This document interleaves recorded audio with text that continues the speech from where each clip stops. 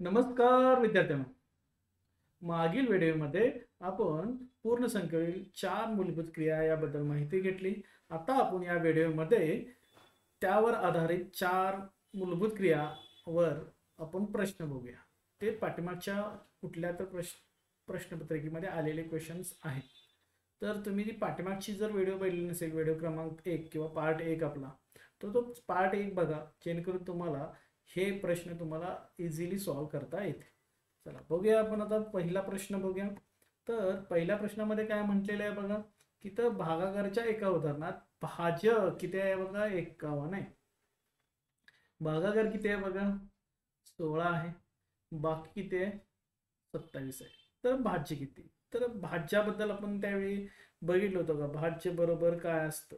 तर भाज्य बरोबर काय सांगितलेलं बघा, भाज्य बरोबर भागाकार गुणिले काय करायला लागणार आपल्याला, भाजक अधिक बाकी. हा जो आपला फॉर्म्युला आहे, तो फॉर्म्युला इथं वापरून आपल्याला काय करायचं आहे, गणित सॉल्व्ह करायचं आहे. हे गणित नवोदयच्या परीक्षेमध्ये पण विचारलेलं आहे. मग आता इथं भागाकार किती दिला बघा, भागाकार दिला आहे 16, भाजक दिला आहे 51, अधिक किती आहे बाकी बघा 27. तर बाकी आपली 27 आहे. तर आपण बघूया बघा, हे 51 गुणिले 16 करायचे. सो 16 एके 16, चला एक 16 पंचे 80, 80 ने 1 81. कारण मला 16चा पाढा सोपा होता म्हणून ते लिहून नाही. अधिक किती करायचे बघा 27. तर 6 आणि 7 13, चला एक किती झालं बघा 4 आणि ते येणार 8, म्हणजे 843 उत्तर आपल्याला. बघा भाज्य किती असणार आहे 843. तर आपलं उत्तर याच्यासाठी किती येणार 843. तर तुम्हाला हा फॉर्म्युला लक्षात ठेवायला पाहिजे, याच्यावर आधारित क्वेश्चन विचारले जातात. नेक्स्ट क्वेश्चन बघूया. Question number 2. 900 गुणिले आपल्याला 100 करायचं आहे. येण्याकरता 83,524 आणि 4,365 यांच्या बेरजेत कोणती संख्या मिळवायला हवी. तर आपल्याला काय करायला लागेल, पहिल्यांदा हा गुणाकार करायला लागेल आणि ह्या दोघांची बेरीज करायला लागेल. आणि मग बेरजेमधली जी काय तफावत असेल किंवा त्यांच्यामधला फरक असणार आहे, ते फरक म्हणजेच काय आपल्याला असणार आहे, उत्तर असणार आहे. मग आता आपण बघूया, 900 गुणिले आपण काय करूया बघा 100 करूया. आता 900 गुणिले 100 केला तर काय करायचं, जेवढं तर ज्यावेळी शून्य असतील पाठीमागे त्यावेळी काय करा, अंकांचा गुणाकार करा. 1 गुणिले 9 किती येणार 9, आणि किती शून्य आहेत मोजा, 1 2 3 4, 4 शून्य द्या. आता 4 शून्य दिल्यानंतर काय राहील बघा, इथं 90,000 उत्तर येतं. आता आपल्याला बेरीज पुन्हा कोणाचे करायचे आहे बघा, 83,524 अधिक किती करायचं बघा 4,365. बघा 4 आणि 5 किती 9, 6 आणि 2 किती येणार बघा 8, परत 8 होईल, 4 आणि 3 7, झालं उत्तर 87,889. आता आपल्याला ह्यामधून काय करायला लागेल, हे 90,000 मधून म्हणजे आपल्याला काय विचारलेलं आहे की ह्या दोघांचा गुणाकार आणि ह्या दोघांची बेरजेमध्ये किती संख्या मिळवावी, म्हणजे आपल्याला 90,000 उत्तर येईल. आता जेवढा काय ह्या दोघांच्या मध्ये फरक असेल, म्हणजे 90,000 आणि 87,889 जो फरक असेल तेच त्याचं उत्तर असतं. मग आता आपण ह्याच्यातनं काय करूया, वजा करूया. मग बघा 87,889. मग त्याच्यामध्ये बघा हे शून्यातनं 9 जाऊ शकते का नाही, मग परत शेजारी गेला तर शून्य आहे, परत शून्य शून्य शून्य असं जर आलं तर काय करा बघा, इथं 8 लिहा आणि इथं 9 लिहा, इथं 9 लिहा, 9 लिहा आणि शेवटी काय करा 10 लिहा. जर सगळी शून्य असेल तर शेवटी 10 घ्यायचं, बाकीच्या ठिकाणी जे शून्य आहे तिथं 9 घ्या. आजचा आपण कॅरी करतो तसं. 10तनं 9 गेला किती राहणार बघा, 1 राहील. 9तनं 8 गेलं राहिलं 1, 9तनं 8 गेलं राहिलं 1, 9तनं 7 गेलं राहिलं 2 आणि 8तनं गेलं 8 शून्य, म्हणजे काय आलं बघा, आपलं उत्तर आलं 2111. कुठं आहे बघा 2111, ऑप्शन नंबर इथं बी आपला असेल ऑप्शन. नेक्स्ट क्वेश्चन बघूया. एक इंजिनला तासाला 84,500 लिटर पाणी खेचते. एका दिवसात 10 तास इंजिन चालवण्यात येते, तर 5 दिवसात किती पाणी. आता हे गुणाकाराचा प्रश्न आहे, म्हणजे एका दिवसामध्ये पहिल्यांदा आपण बघितलं तर किती येणार बघा, एका दिवसात किती तास इंजिन चालतंय, 10 तास. आणि आलेलं उत्तर काय करायचं, 5 ने गुणायचं, म्हणजे 5 दिवसासाठी पाहिजे. एका दिवसाचे पाणी करूया. मग एका दिवसात पाणी किती खेचते हे पहिला बघूया. एका तासात किती करते, 84,500 गुणिले किती घेणार एका दिवसात, म्हणजे किती येणार बघा 10, म्हणजेच किती येणार बघा हे 84,500 आणि परत एक शून्य, म्हणजे किती झालं बघा 8,45,000 लिटर एवढं पाणी खेचतंय. हे एका दिवसात. मग आपल्याला 5 दिवसात विचारले, मग ह्याला गुणिले किती करायला लागेल? 5. मी सांगितलं तर शेवटी शून्य असतील तर ते पहिला लिहून घ्या. 1 2 3. हे एका दिवसाचं झालं. मग आता 5 दिवसात म्हणजे गुणिले 5 करायला आहे. मी तुम्हाला सांगितलं एकावरून अनेकाची किंमत काढायची असेल तर गुणाकार आपण करतो. हे लक्षात ठेवा, गुणाकाराचा आपल्याला वापर इथं करायचा आहे. मग हे शून्य झालं. 5 5 25, 4 आले 2, इथं 5 चौक 20, 20 आणि 2 22, परत 4 आले 2, 8 पंचे 40 आणि 2 42. हे आता उत्तर आपलं आलं. तिथं काय होईल? 42,25,000 एवढं लिटरमध्ये येईल. आता इथं बघा, हे 42,000 इथं काय आहे बघा, हे 4,22,000 आहे.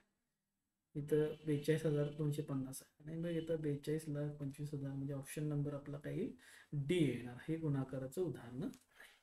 चला पुढचा एक क्वेश्चन बघूया की बाबा शुक्रवारी 1250 लोक सर्कस बघायला गेले. तर हे शुक्रवार आहे. शुक्रवारी आपलं म्हणजे फ्रायडेला किती गेल्यात?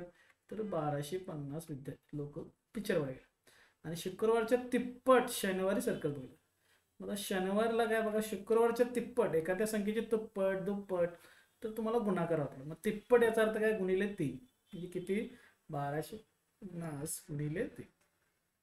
तर आपण हे गुणिले 3 केलं तर किती येईल बघा? 0 गुणिले 3 0 येणार. 0 गुणिले 5 3 5 15, 4 आलं 1, परत बघा 3 1 2 6 आणि 1 7 आणि 3 1 3 म्हणजे 3750 एवढी माणसं शनिवारी गेली असतील. आणि शुक्रवारचा काउंट आपल्याला दिला आहे 1250. आता या पुढे काय दिले बघा, बघायला गेलं तर सगळे मिळून 2 दिवसात किती गेले? म्हणजे शुक्रवार आणि शनिवार या दोघांची काय करायला लागणार? बेरीज करायला लागणार. मग बेरीज करा बघा. 0 अधिक 0 0, 5 अधिक 5 10, चलाला 1, 7 आणि 2 9 आणि 1 10, चलाला 1, किती झालं बघा? 5. म्हणजे उत्तर आलं आपलं 5,000. आहे का याच्यामध्ये 5,000? ऑप्शन नंबर बी. लक्षात आलं तुमच्या? फक्त एकदम सोपं आहे. फक्त गडबड न करता शुक्रवारच्या तिप्पट म्हणजे तिप्पट म्हणले की 3 नंबर, तर दुप्पट म्हटलं असतं तर मी 1250 गुणिले 2 केलं असतं. तर क्वेश्चन नंबर 5. तर प्रत्येक बॉक्समध्ये 36 टॉपे आहेत. तर असे 128 बॉक्सेस मध्ये टॉपे आहेत. याचा अर्थ काय की बाबा एका बॉक्समध्ये किती आहे? 36. तर 128 मध्ये किती? तर एकूण टॉपे काढायचं तर यांचा गुणाकार करायला लागणार. ठीक आहे. मग हा गुणाकार केल्यानंतर तुम्हाला काहीतरी उत्तर मिळणार. आता आपण बघूया हा गुणाकार करायचा. आता 36 न गुणायचं आहे. 6 8 48, 4 आला 4, 6 2 12, 12 आणि 4 16, 4 आला येणार परत 1, 6 1 6 आणि 1 7, 728, 768. तर 6 न गुणल्यानंतर आपण 0 लिहितो. 3 3 8 24, 4 आले परत 2, 6 6 2 8, 3 1 3. बघा आता ऍड करा. 8 10, इथं किती? 8 2 16, 4 आला 1 म्हणजे 4,608 एवढ्या ट्रॉफी त्यांच्यामुळे. पूर्ण टोटल कॉपी एवढे आहेत आणि ते आपण 128 बॉक्समध्ये डिस्ट्रीब्यूट केलेले आहेत. मग आता एका बॉक्समधून 4 टॉफी आपण काय केल्या? कमी केल्या. तर त्याच संख्येच्या टॉपी किती बॉक्समध्ये भरते? म्हणजे याचा अर्थ आपण आता पहिल्यांदा भरलं होतं किती बघा? टॉपी 36. आता 36 मधून जर 4 वजा केल्या तर किती होणार बघा? 32. तर टॉपींची संख्या कमी केली तर बॉक्स जास्त होणार. बरोबर आहे. मग आपल्याला टॉप्या मात्र तेवढ्याच आहेत. किती आहेत? 4,608. याला कितीनं भागायला लागणार आपल्याला बघा? 32 न भागायला लागणार. मग आता 32 न भागायला गेला तर 32चा पाडा येत नसेल तर आपण थोडंसं विचारपूर्वक करायचं. तर इथं 46 आहे. ठीक आहे. म्हणून 32 1 32 आपण घेऊया. वजा करा. किती येते बघा? 7 न 4 गेल्या राहिलं. 7 न 4 2 गेल्या 4 राहिलं. 3 न 4 3 गेलं 1. एवढं पुढचं बघा ते 0. मग आता इथं तुम्हाला अंदाजे करायचा. तर इथं किती आलं? 32 1 32 आलं आपलं. तर 1 येणार. तर पुढचं आपल्याला करायचं. मग पुढचं आपल्याला काय येणार बघा? इथं 1 असणारा ऑप्शन किती आहे? 2 आहेत बघा. आता 140. आता 30 3चा पाडा म्हणा. हे पहिले 2 अंक पकडा आणि इथला पहिला अंक पडा. आपल्या 32चा पाडा येत नाही. मग 3 चौक 12 येते बघा. मग 32 गुणिले काय करा? 3 चौक करा. 4 2 8 आणि इथे काय येईल बघा? 4 3 12 128 होईल. आणि परत 32 ऍड केलं तर 150च्या पुढे जाते. म्हणजे ह्याचा अर्थ काय? आपल्याला भाग कितीचा जाणार आहे? 4चा जाणार आहे. म्हणजे 100 काय करायला लागेल? तर 28 करायला लागेल. आहेत ना वजा. म्हणजे किती येणार बघा? 12. आणि पुढचं आहे बघा 128. आलं का बघा? परत इथं काय येईल बघा? 4चाच भाग आहे. 32च्या पाड्यामध्ये आत्ताच केलं.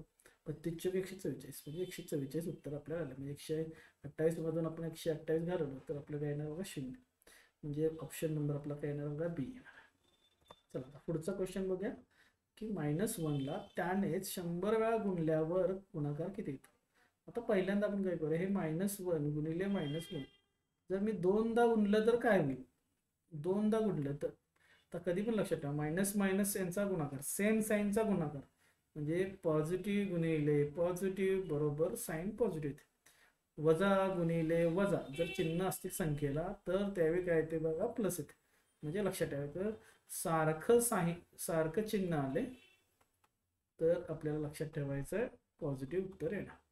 मग आता इथं बघा -1 गुणिले मायनस सारखं चिन्ह आहे मायनस मायनस प्लस आणि 1 गुणिले 1 गणित केला तर एकच येणार. मग आता हे एक जोडी झाली असं बघा. म्हणजे इथं आपण काय केलं -1 गुणिले -1 ह्याची एक जोडी केली म्हणजे ह्या दोघांचं एक जोडी झाली. असे 100च्या किती जोड्या होतील तर अशा 50 जोड्या होतील. ठीक आहे. मग प्रत्येक गुणाकार किती येणार आहे 1 गुणिले 1 असं करत गेला तर असं 50 वेळा आपलं 1 येणार आहे. बरोबर आहे. मग आता 1ला आपण असं किती वेळा पण गुणलं तर किती उत्तर येणार आहे, एकच उत्तर येते. फक्त आता उत्तर येणार आहे पॉझिटिव्ह 1 म्हणजे धन 1 येणार आहे धन.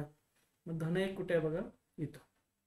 हाच क्वेश्चन तुम्हाला जर हा 100च्या ऐवजी 99 विचारला असतं तर इथं बघा लक्षात ठेवायचं सिंपल एक शॉर्टकट आहे. जर समसंख्या असेल म्हणजे आता इथं सम असेल 100 ही समसंख्या 100 1 -1ला 100 वेळा गुणलं म्हणजे समसंख्या असेल तर उत्तर कधी पण काय येणार +1 किंवा पॉझिटिव्ह धन 1 येणार.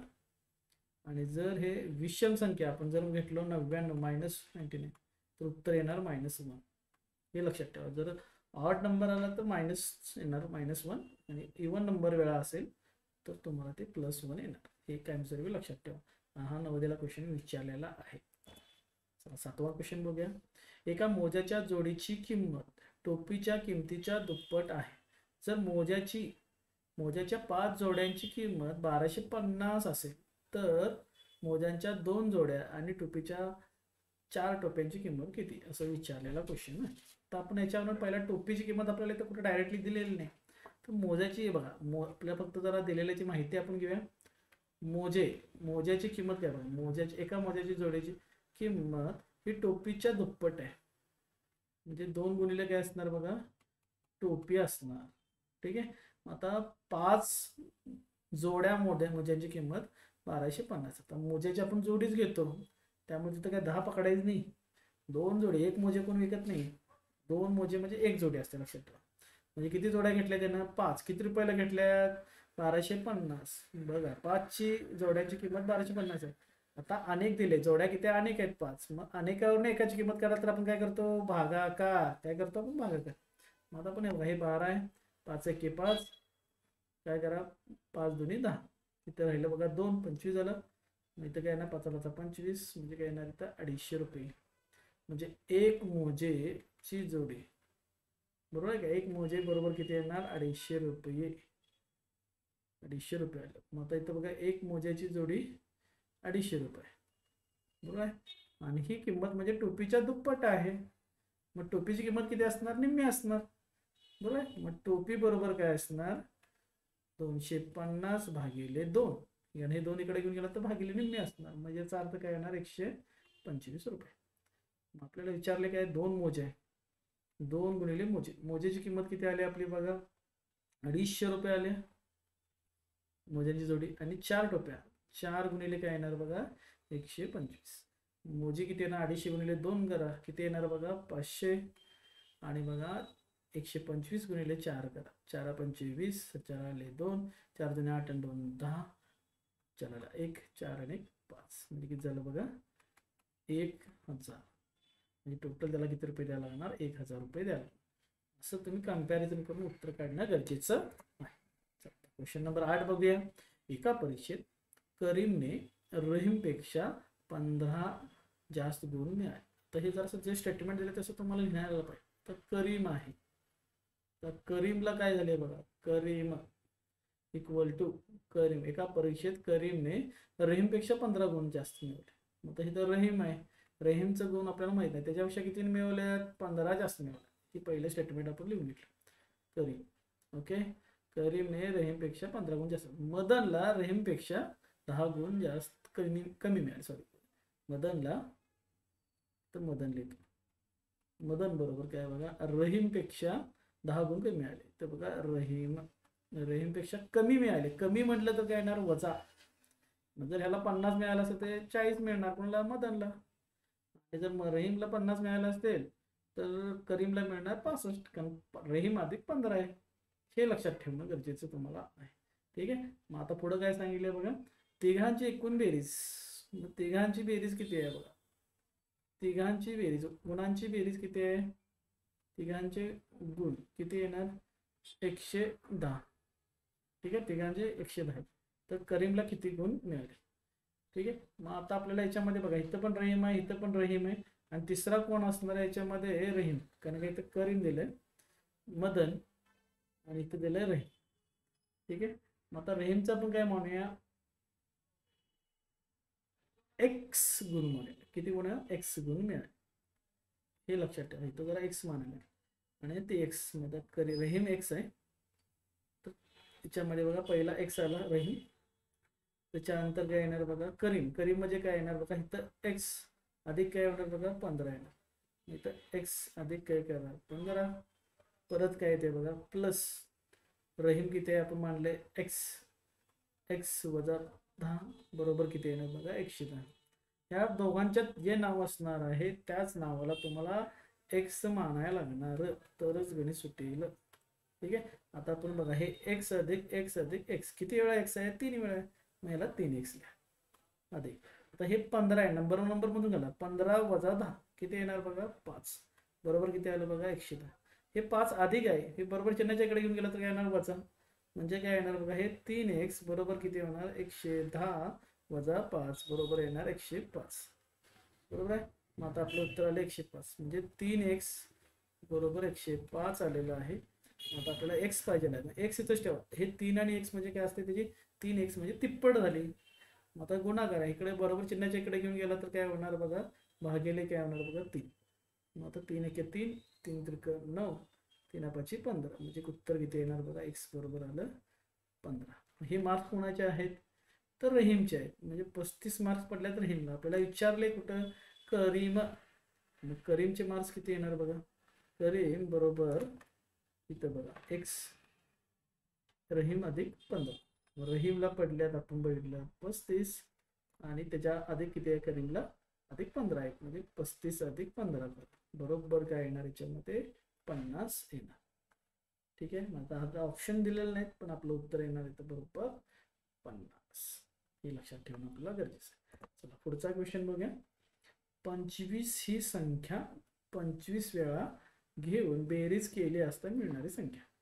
तर हे लक्षात ठेवा, हे 25 तुम्ही काय करणार, हे 25 अधिक 25 अधिक 25 असं करत करत करत करत करत जाणार का, तर नाही. मग आता आपण समजा विचार करूया, 25 ला 2 वेळा केलं, 25 ला आपण काय केलं, 2 वेळा ऍड केलं तर काय मिळते बघा. तर 25 अधिक 25 किती येणार बघा, 50 येते. मग तेच आपण काय करू शकतो, गुणाकाराच्या रूपात मध्ये लिहू शकतो. म्हणजे 25 ला किती वेळा ऍड करायचं आहे, 2 वेळा केलं तर किती येते, 25 गुणिले 2 म्हणजेच किती येते, 50. समजा 25 ला आपण 3 वेळा ऍड केलं तर काय येते बघा, 25 अधिक 25 अधिक अधिक 25 किती येणार, 75. तेच आपण गुणाकाराच्या मध्ये लिहिलं तर 25 गुणिले 3 किती येणार, 75. लक्षात येते. आता 25 ला 25 वेळा केले म्हणजे काय करायला लागणार, 25 गुणिले 25 म्हणजे 25 गुणिले 25 म्हणजे 25चा वर्ग. सगळ्यांना पाठ आहे 25चा वर्ग किती असतंय, 625. आपल्या इथं उत्तर येणार 625. ठीक आहे. आता आपला सर्व महत्त्वाचे एक्झाम्पल मी घेतलेलं आहे. Thank you for watching. लाईक करा, शेअर करा, सबस्क्राईब करा आपल्या चॅनलला, आणि सर्वांच्यापर्यंत पोहोचवा. थँक्यू.